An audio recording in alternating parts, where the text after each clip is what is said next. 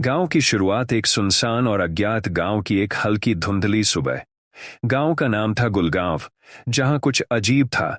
गांव के लोग डर से खामोश रहते थे और हर कोई सूरज ढलते ही अपने घरों में छिप जाता था। किसी को नहीं पता था कि यहां आने वाले अजनबी कभी लौटकर क्यों नहीं जाते।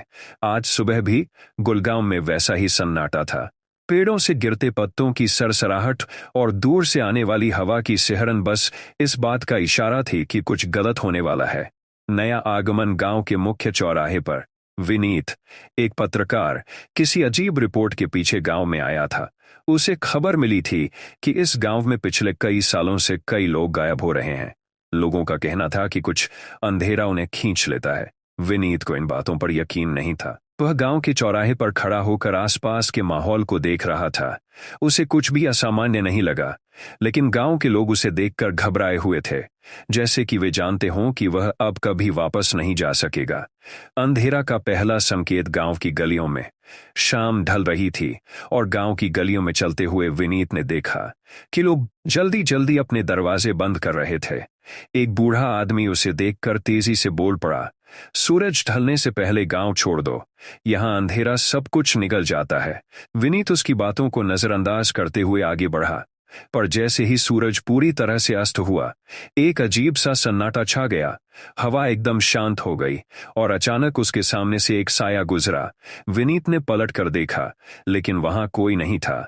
अजनबी का रहस्य। गांव के मंदिर के पास एक खंडहर के अंदर विनीत को एक पुरानी किताब मिली। उसमें गुलगांव की कहानी लिखी थी। यह गांव एक समय में शापित हो गया था, जब यहाँ के लोगों ने अंधकार के देवता से मन्नत मांगी थी। हर रात इस गांव में अंधेरा जीवंत हो जाता था और जो भी बाहर रहता था उसे निगल जाता था। विनीत को समझ आ गया कि यह कोई साधारण अंधेरा नहीं था। उसे बाहर जाने का एक ही तरीका था, अंधेरे का सामना करना। लेकिन क्या वह अंधेरे को मात दे सकेगा? अंतिम संघर्ष गांव के बीचों बीच।